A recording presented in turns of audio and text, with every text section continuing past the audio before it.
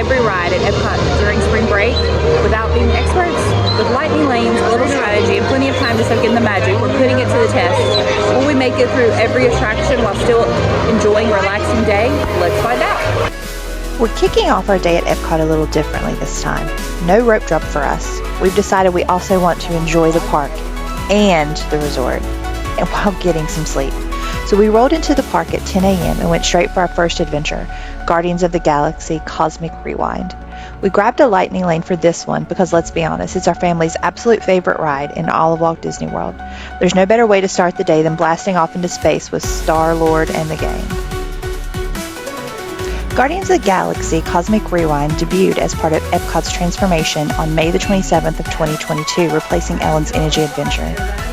It is one of the largest indoor roller coasters in the world, with a massive show building that could fit 4 spaceships Earths inside. I enjoyed exploring the wonders of Xandar. As you have seen, your world and ours were born of the same moment, one which you refer to as the Big Bang.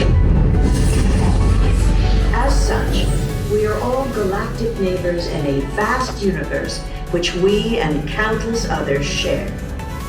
For you to travel to Xandar would take 2.5 million years, assuming you had a ship that could fly at the speed of light. So we decided to come to you.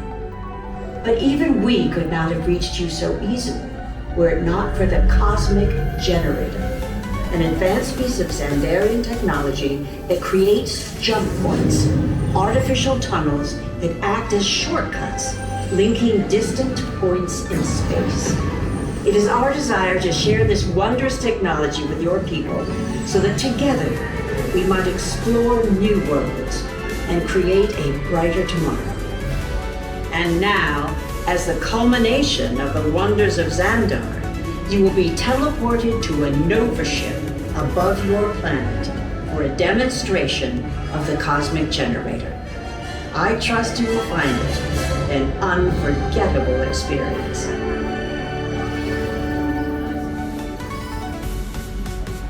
Welcome, people of Epcot, Epcoters, Epcotians, citizens of Epcot.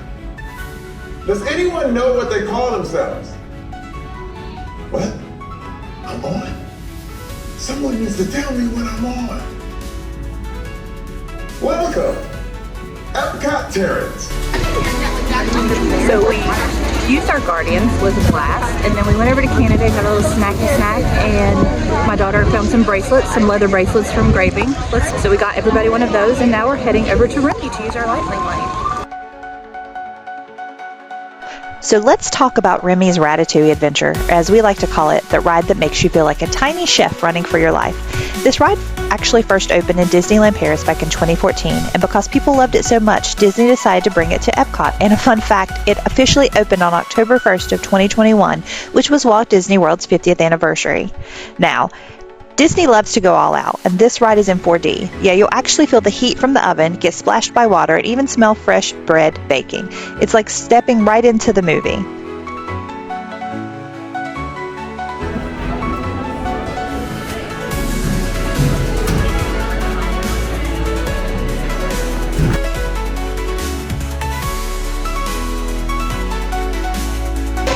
Just finished Remy, and now we're going to head over towards the Land Pavilion to do soaring and living with the land and get a snacky snack in between. We decided to have lunch at Living with the Land Pavilion. I had the beef and rice, and Sophie had the salmon and rice. After that lunch, we're going to head over to one of Epcot's most underrated rides, Living with the Land. Yeah, I know it's not a thrill ride. There are no characters and nobody's racing to get a lightning lane for it, but hear me out, okay? This ride is weirdly relaxing and super interesting. First off, this ride is a classic Epcot. It opened all the way back in 1982 with the park and was originally called Listen to the Land. And fun fact, the opening version actually had a live host on the boat giving the tour. They switched to an automated spiel in the 90s, but honestly, it still has that same old school educational Disney charm. So what's the ride actually about? Well, you hop into a boat and take a slow, peaceful cruise through the different ecosystems, a rainforest, a desert, even a farm, to learn how humans grow food in extreme environments. Sounds kinda school-like, right? But here's where it gets cool. You end up in Disney's actual working greenhouse where they're growing real fruits, vegetables, and those are used in Epcot restaurants. And I'm not talking about just boring lettuce and tomatoes, oh no. You'll see giant lemons, Mickey-shaped pumpkins, and even a tree that grows 9 different fruits at once. Like, who knew Disney was out here inventing hybrid fruit trees? Also, those fish tanks you pass, they're raising tilapia, catfish, and even alligators. Yep, real ones, which are also used in some Disney restaurants. So if you order seafood at the Garden Grill, you might have floated past your dinner earlier in the day. Honestly, this ride is a must-do if you need a break from crowds, heat, or just want to learn some cool stuff. Plus, it rarely has a long wait. So why not hop on and feel like a Disney-backed scientist for a few minutes? So we just had lunch and we just got off living with the land and now we're heading to Soarin', so come along with us. Okay, it's time to talk about one of the most feel-good rides at Epcot, Soarin' Around the World. If you've ever wanted to fly like Peter Pan without the stress of pixie dust logistics, this is a ride for you. Soarin' actually started in Disney California Adventure in 2001 as Soarin' Over California, and people loved it so much that they brought it to Epcot in 2005. Fun fact, the original version only showed California landmarks, but in 2016 they upgraded it to Soarin' Around the World. So now you're gliding over places like the Great Wall of China, the Eiffel Tower, and even Antarctica. The ride itself is super unique. It's basically a giant glider simulator. You sit in these big seats, get lifted into the air, and suddenly your feet are dangling over some of the most beautiful places on Earth. And Disney being Disney takes things to the next level with wind effects and even scents. So when you fly over Fiji, you actually smell the ocean. And when you pass by the African savanna, you get to whiff of the fresh grass. Luckily, they left out the elephant smells. Now, if you've ridden before, you might have noticed a little off the Eiffel Tower. Yeah, it's bent. If you're sitting to the side, some of the landmarks look super wonky thanks to the curved screen. So if you want the best view, ask for row B, section 1. That's dead center. Soarin' is just one of those rides that puts you in a good mood. The music is epic, the visuals are stunning, and for a few minutes you actually feel like you're flying. Plus no roller coaster drops, just smooth sailing. Honestly, if you don't walk off this ride feeling great, or at least 10% happier, did you even ride Soarin'? Hey guys, just a mid-morning recap. We got in the park around 10, we hit up Guardians, then we stopped for a snacky snack and went over to Remy's. And then from Remy's we walked over to the Land Pavilion and had lunch, and then we jumped on Living with the Land and we did Soarin', which is where we're at now. And now we have a lightning lane for Frozen and we're going to head over there and just kind of take our time. It looks like we're going to get everything in today, so I'm really looking forward to that. Come along.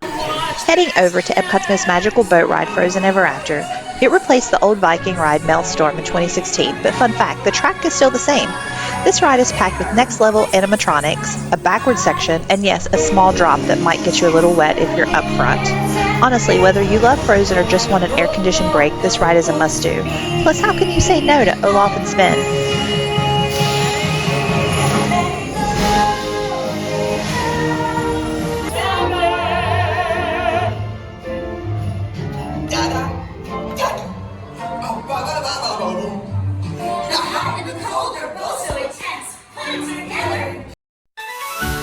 Up next, journey into imagination with Figment. If you've never been on it, just know you're in for a wild ride with a purple dragon who has zero chill. This ride has been through a lot of changes since it first opened in 1983. It originally starred Dreamfinder and Figment, but Disney revamped it in 1999 and unfortunately took Dreamfinder out.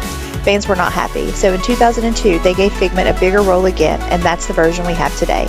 Now what's this ride about? You're basically taking a tour of an imagination institute where Figment keeps interrupting with chaotic experiments, including a skunk smell that you definitely won't forget. Is it the best ride at Epcot? Not really. Is it a cult favorite? Absolutely. Figment has a huge fan base and people go crazy for his merch. Remember the popcorn bucket madness? Bottom line, it's a goofy, nostalgic ride with catchy music and zero wait times usually. Plus, where else can you experience a smell lab ran by a dragon?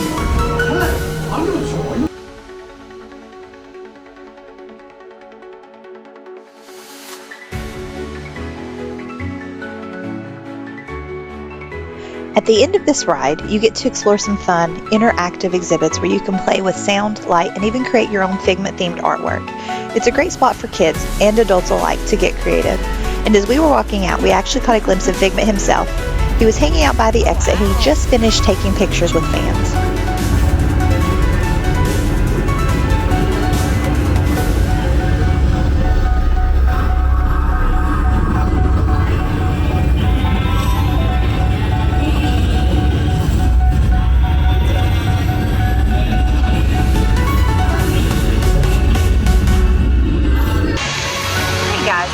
just got off Figment, and so I think we're going to go enjoy the countries, sit down, people watch, and get a snacky snack because we like our food, don't we, Seth?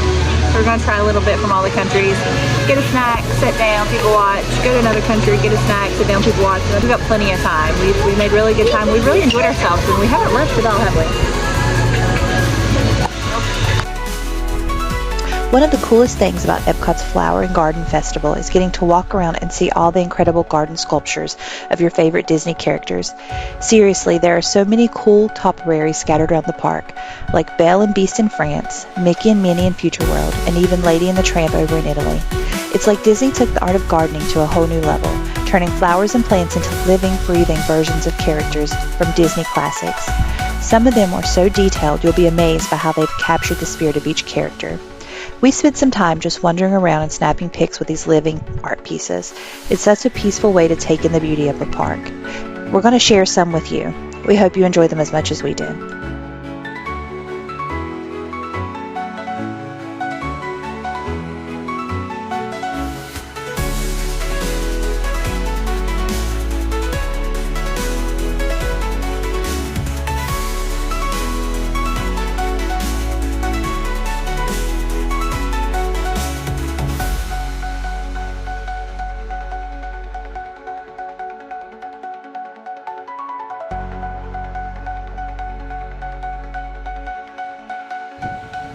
While we were looking at all the beautiful displays they had, we also snagged a few snacks around the world. Take a look.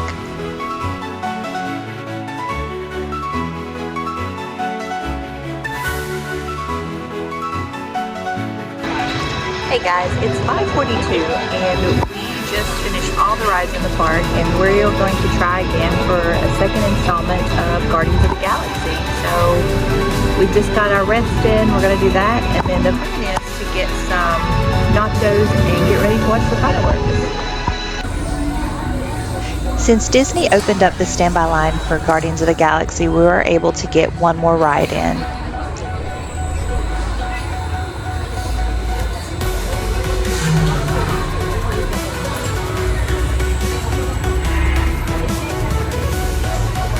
We went to the Mexican Pavilion where we snagged some nachos and some other yummy snacks and found a table by the lake so we could have a prime location to view the fireworks.